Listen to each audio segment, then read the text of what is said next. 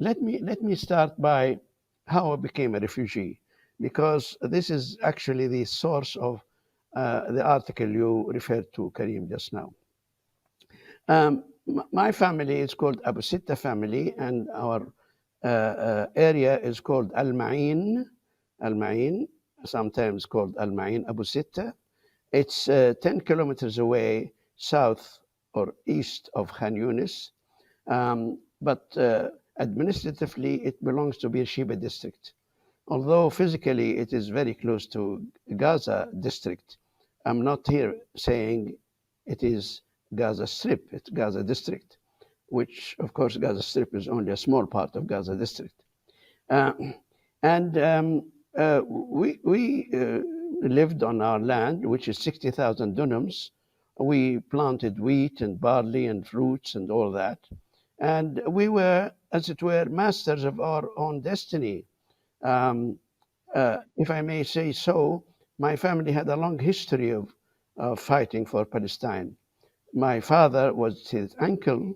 In 1915, he went with his uncle to fight the British Suez Canal in 1915. And my father's uncle was killed in that battle, and my father brought him back. In 1921, my father was one of the people who met Churchill when he came to investigate the situation after Herbert Samuel has arrived. And we, my brother Abdullah, was a key figure in the revolt of 1936 to 1939. And with his group, he actually kicked the British out of Beersheba district for 1 year, and they set up a national Palestinian government for 1 year, from November 1938 to 1939.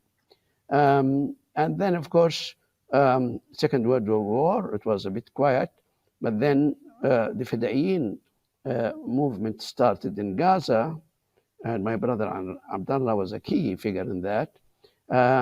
So, as for me, I was in a boarding school in Beersheba uh, in uh, in April 1948, and on that day, the headmaster came to called us students there and said, "The Jews are committing massacres in Deir Yassin. I cannot protect you here. Go back to your families."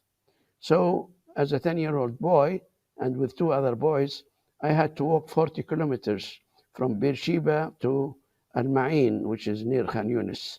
Um, in that journey, um, I was wondering who these Jews are. I never saw a Jew before.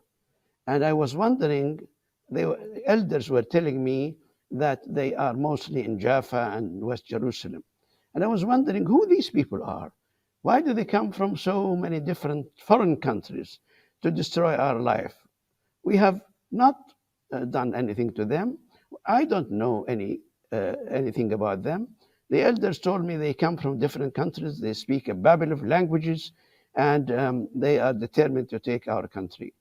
And when I arrived home from boarding school, 6 weeks later, they attacked us literally in our village. On the 14th of May, 1948, old woman of the family woke up at night and said, she screamed, "The Jews are coming, the Jews are coming." And we looked at night, we saw 48 lights in 24 later, we know, 24 armored vehicles. They attacked us. And women and children, and I was one of them, we ran away to a creek valley, not very far. We hid there. And, and they destroyed everything. They destroyed the school, which my father built in 1920. They destroyed the flour mill and the bayara, and they destroyed everything. In the morning, when it was cooled down, later in the morning, about noon, they left, and we saw the debris of uh, the destruction, and the people who were killed were collected and buried, and so on. And so uh, it was very strange to me that actually ignited my question again: who are these people? I was determined to know who they are and name, pictures, and what kind of platoon and regiment they are. And I did that in the following years. Now, my brothers at the time were studying at Cairo University. And so when my school was demolished and we had this situation, my father said to my brothers, take your brother with you to Cairo, let him study there, continue his studies. So I went to Cairo, and there is a story here how we walked with many hundreds of people who were crossing the border on foot. And finally, we caught a train to Cairo. And in Cairo, we were considered to be under custody. And so we were put in a convicted prisoners' train to Cairo. We arrived in the morning, 3 o'clock in the morning, with about 100 or more of convicted criminals. We were escorted under guard, you see. And, and we were kept in a police station till the morning. When the morning came, my brother and my cousin, Hamid, who had a big role later on in the PLO, um, uh, their papers were found, and they found that they were confirmed to be university students and they were allowed in. I was not allowed in because I am not, of course, a university student. So my brother has to sign a declaration. He's responsible for my food and education and so on. And so, anyway, I got that. And I stayed 10 years in Cairo. I just finished the last year of elementary school. Then I went to Saadiya Secondary School, which was quite a good school. Then I finished my engineering study at the Cairo University in 1959. Um, uh, After a brief spell, I got a British Council scholarship to London. After a little bit of working as a trainee, I entered University College London and I did my PhD in space structures and engineering. Space structures, that means they are not ordinary building in 3 dimensions. Anyway, my stay in London was an eye opener for me. Here I come to the country which destroyed my life. And here around me are the people who actually, since Balfour, destroyed our life, I would say, even until today. It was amazing for me how it could be in this country which did all that. Um, One of the things which happened, we had a card called Aliens Card. We had to renew our residence. So I went to renew my residence card.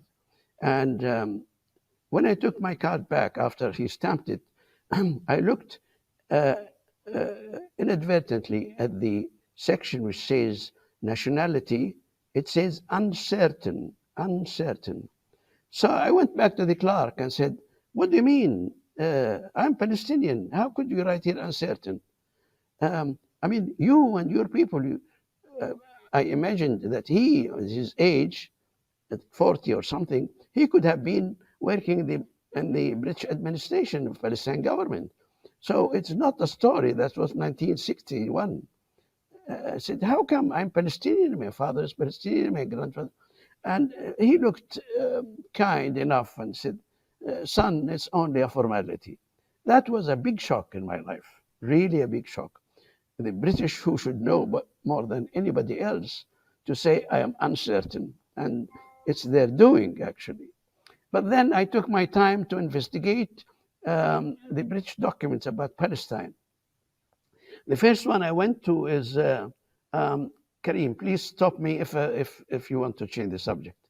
I went to Royal Geographical Society and I said, I would like to see maps of Palestine. He said, what? He said, maps of Palestine. I said, we don't have Palestine. He said, are you sure? This Royal Geographical Society. All the explorer and these geographers have all their works there. And I became actually a member of the Royal Geographical Society. I said, show me a map of the world. He showed me, and and he showed me the Middle East map. I said, This is Palestine. And she says, ah, you mean Israel? And I found that they have changed the name of all the maps uh, uh, in the Royal Geographical Society, scratched it and just wrote Israel. But I befriended the library and I copied so many documents and so many maps from the Royal Geographical Society. Um, and it was for me a discovery. I mean, here is my country, which I knew only as a child. I traced everything, uh, where people went, all the history and geography, and then I found a survey called Survey of Western Palestine, which the British sent in 1871 to 1877. They called it Survey of Western Palestine. And I found these documents, fascinating documents about my country in the 19th century. Um, Later on, I jump now, later on, I had a contract with Palestine Exploration Fund to let me see the original papers which the British surveyors took with them from Palestine in 1877. And I opened boxes which was closed for 150 years. Um, I had to pay, of course, for all that. And from that, I worked on the original survey papers they brought in. And later on in 2020, I produced the Atlas of Palestine 1871, 1877, on the basis of this original British survey with the following corrections. Number one, they have errors in the names, so we corrected the names, and I added the Arabic names as well. Secondly, they had errors of location because they didn't have satellites. Now we have GIS system, so I corrected the location of the villages, which were off the mark by half kilometer. And then there are names and information not mentioned by the printed survey in 1887. So I added 4,000 names not mentioned, and the total was be 13,000 names. Anyway, this is just one of the result of that. But my stay in England was really an eye opener, absolutely in so many ways. And as you may know, you are all both researchers. The record of Palestine in England is not in one building; it's probably 20 or 30 buildings. It could be in, of course, the British Archives, which the British Library, and the Office of the Commonwealth, and all that. Um, but this triggered, of course, um, uh, after so many years, um, what to do with this data. Um, and now we have new tools. Uh, uh, it's not only to document Palestine landed people.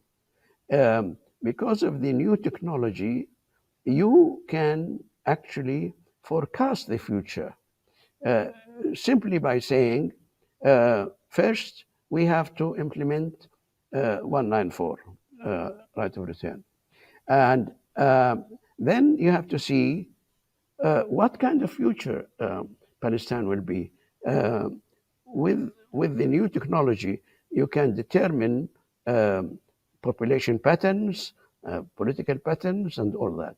But as far as the land is concerned, which is our land, we have documented it, I think, very well. Um, in the atlas I produced in 2010, I have listed 50,000 names.